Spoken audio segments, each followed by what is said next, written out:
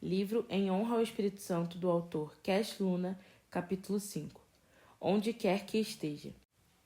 O Senhor pode se manifestar em qualquer lugar, a qualquer momento. Esses momentos acontecem, em geral, nos ambientes de comunidade entre irmãos na fé, quando Deus nos permite ministrar seu poder. Mas também há momentos em que Ele deseja fluir seu poder sem nos pedir permissão. Por Ele ser uma pessoa independente que nos acompanha a qualquer parte e porque nos deseja dessa maneira, Ele também se manifesta sempre que deseja, sem aviso prévio. Certa vez eu estava em um aeroporto internacional entre uma conexão e outra. Nunca viajo sozinho, mas essa viagem para a América do Sul foi uma exceção. Eu a fiz porque o Espírito Santo assim me orientou. Ele, com toda certeza, quis me mostrar que a sua comunhão comigo é genuína. Enquanto esperava para entrar no avião, busquei uma boa cafeteria e um bom livro. Em seguida, uma pessoa veio até mim e me perguntou se eu era Cash Luna. Depois me pediu com toda gentileza se eu podia explicar-lhe o que estava acontecendo com as pessoas. Eu não entendi a que ele se referia. Ao que me explicou que tinha havido uma grande confusão na área de imigração, porque alguns tinham caído no chão movidos pelo Espírito Santo. No meio de toda a confusão, alguns mencionaram que eu acabara de passar pelo local e que alguns estavam me procurando. A única explicação que pude dar é que, como ele podia constatar, eu estava na livraria lendo um livro tranquilamente e que seguramente Deus havia se manifestado entre aquelas pessoas. Enquanto fiquei sentado esperando na sala de embarque, uma mulher começou a trazer pessoas, uma a uma, para que eu orasse por elas. Passei mais de 1 hora orando pelas pessoas. Em outras ocasiões, cumprimentei pessoas na rua, as quais depois relataram que sentiam como se fossem cair quando eu me aproximei. Coisas assim acontecem o tempo todo, mesmo quando eu não tenho consciência de nada disso. A presença de Deus não se limita aos edifícios das igrejas ou às reuniões religiosas.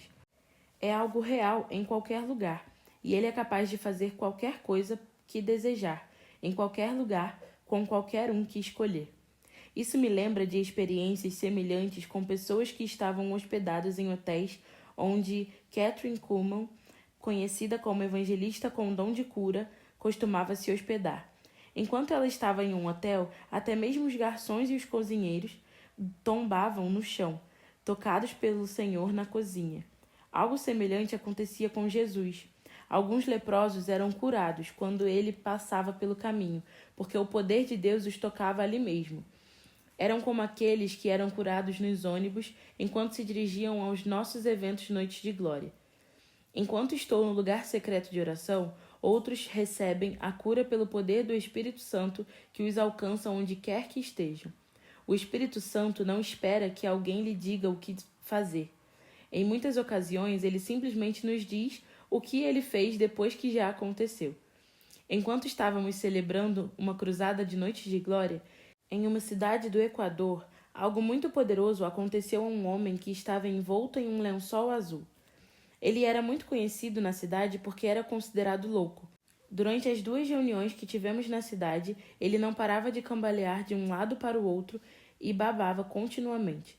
Fiquei imensamente triste ao vê-lo naquela situação diante de todos, sem nenhuma evidência de melhora.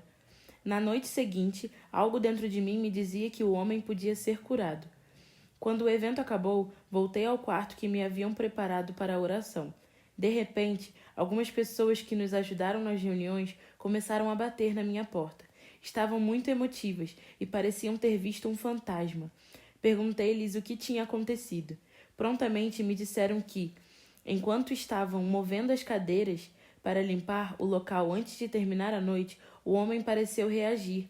Ele parou de babar e começou a falar. Suas primeiras palavras foi: "Eu estou curado." Ele havia sido restaurado de sua insanidade. Ninguém orou por ele ou impôs as mãos sobre ele. Foi simplesmente a presença de Deus que pairava sobre o ambiente, mesmo depois que todos se haviam retirado, e assim ele foi curado. Sua onipotência acompanha sua onipresença. Desde a infância, aprendemos que Deus está em todos os lugares. Ter essa crença no coração tem uma profunda influência no nosso comportamento e santidade. O Senhor está sempre conosco, independentemente de onde estamos ou do que estamos fazendo.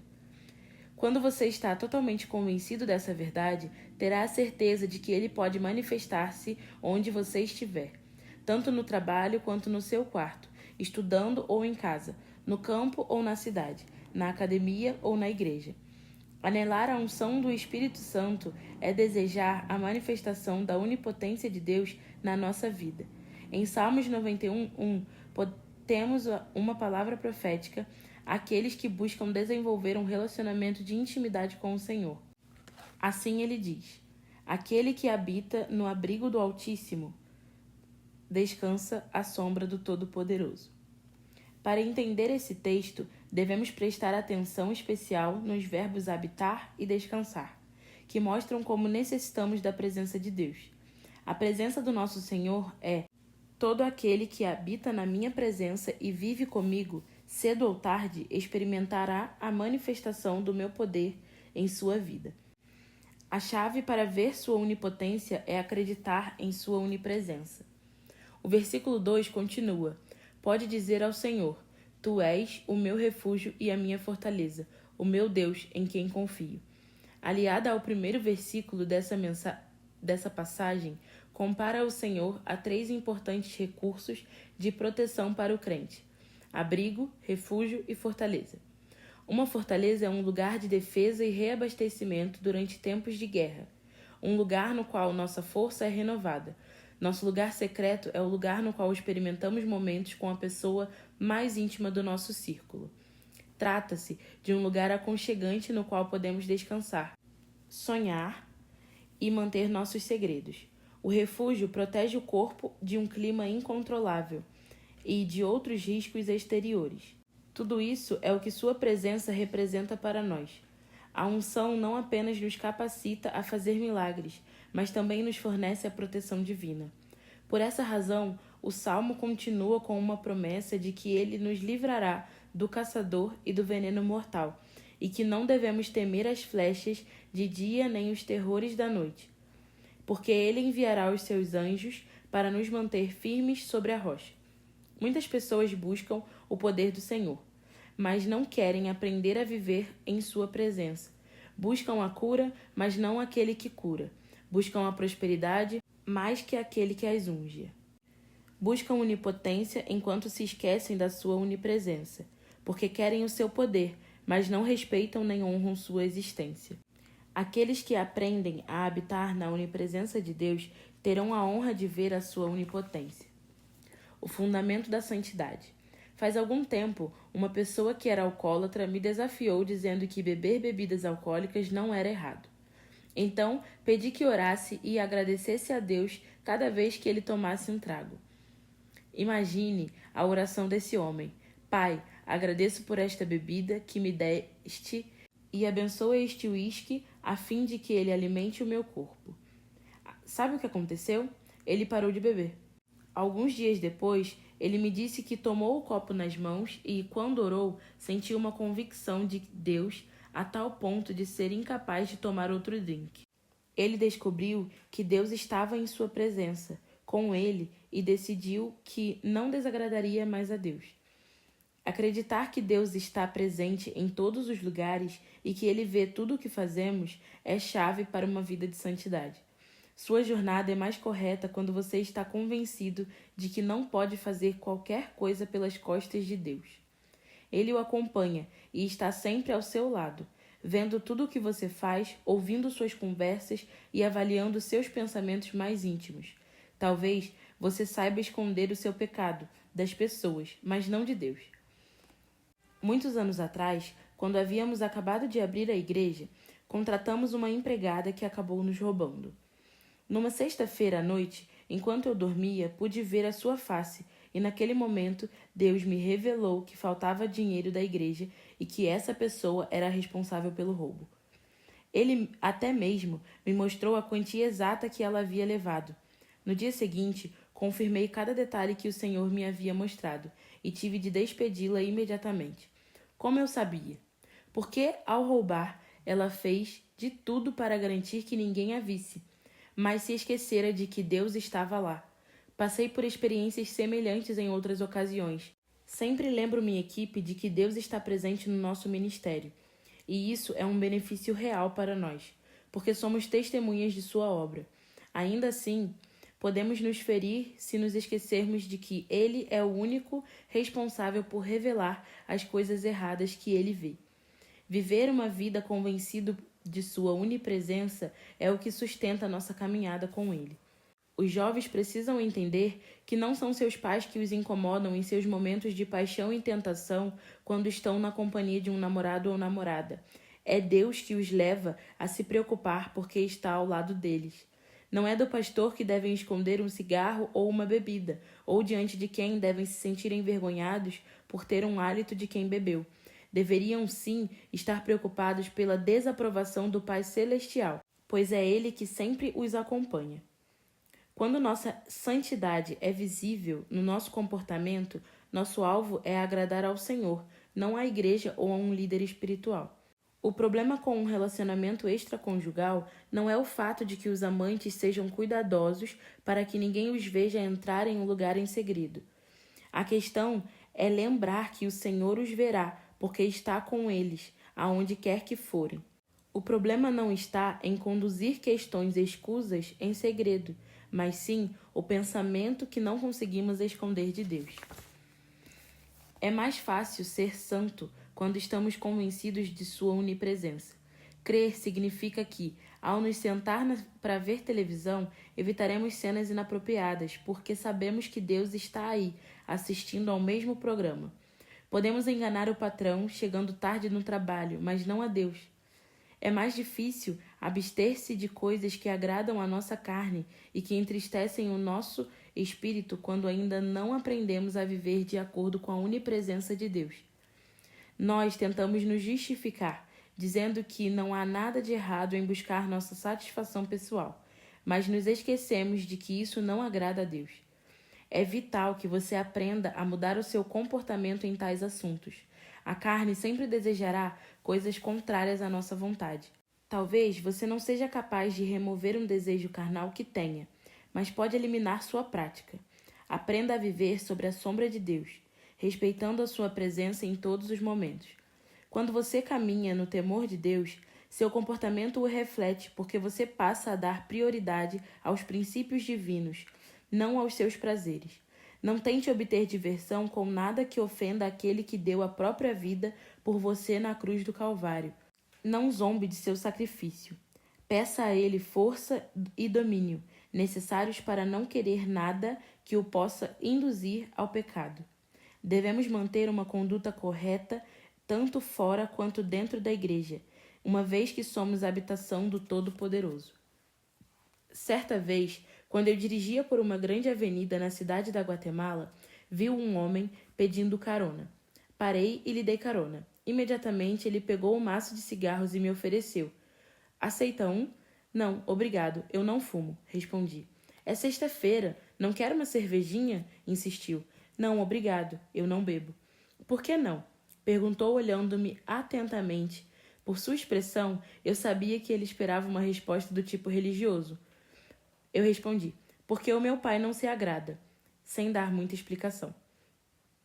A resposta deixou-o sem entender, mas não perguntou nada mais. De fato, o que eu dissera parecia correto e apropriado, portanto, a questão religiosa tinha sido estabelecida. Agir e comportar-se de forma apropriada não é uma questão de religião.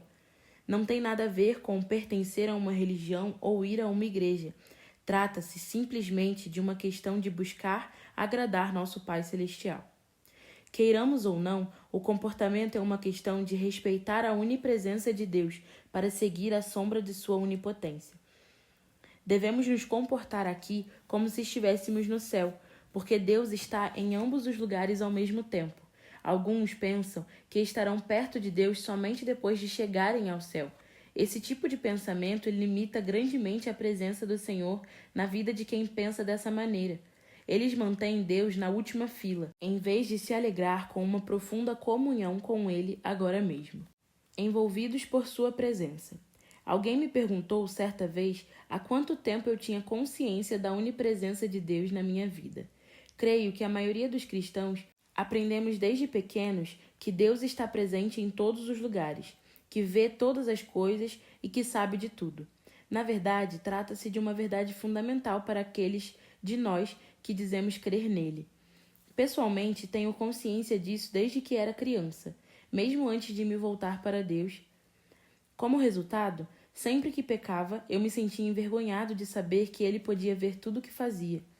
Se sempre estivéssemos conscientes dessa verdade, com certeza a nossa conduta seria apropriada 100% das vezes. Lembraremos o que diz Salmo 139. Tu me cercas por trás e pela frente, e pões a tua mão sobre mim. Versículo 5. E acrescenta: para onde poderia eu escapar do teu espírito? Para onde poderia fugir da tua presença?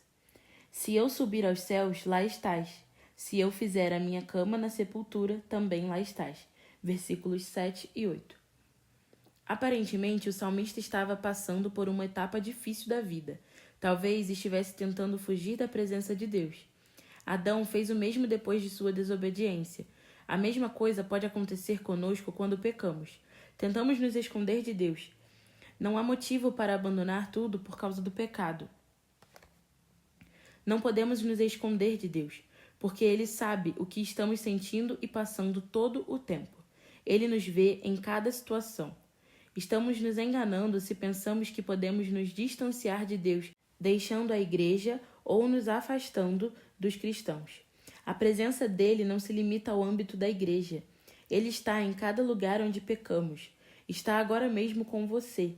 Quando se sentir triste ou convencido de ter pecado, pode orar a ele, e ele estará pronto para perdoar você e continuar a relação pai e filho. O Senhor ama tanto você que ele ousa estar ao seu redor, mesmo que saiba das suas fraquezas e dos seus erros. Para poder andar à sombra de sua onipotência, você deve aprender a se comportar de acordo com a onisciência do Senhor. Em outras palavras, para isso você precisa ser convencido de que ele está com você em todos os lugares e que conhece o que você pensa e faz todos os momentos.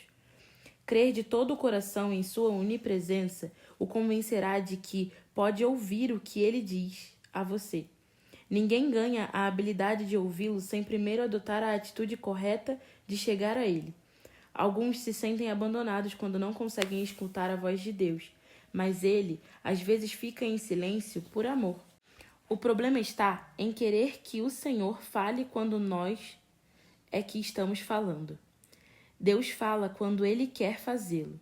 É necessário que você o ouça para estar totalmente convencido de que Ele está ao seu lado. Eu não estou tentando amedrontar você, lembrando de que Deus vê tudo o que faz. Pelo contrário, quero que se sinta amado e confiante, porque Ele nunca o abandonará. Alguns podem dizer: Deus me vê e controla tudo o que faço para me castigar se eu pecar. Mas é bem melhor ser grato e pensar: se Ele me vê todo o tempo, também é verdade que Ele está comigo todos os momentos e nunca me abandonará nem desamparará. Agradeça-lhe por não o deixar só e por dar a você a oportunidade de andar em comunhão com o Espírito. Muitos reclamam dizendo que estão sós sem considerar que têm comunhão com Deus. A presença de Deus é real, não o ofenda, mas honre-o com o seu comportamento.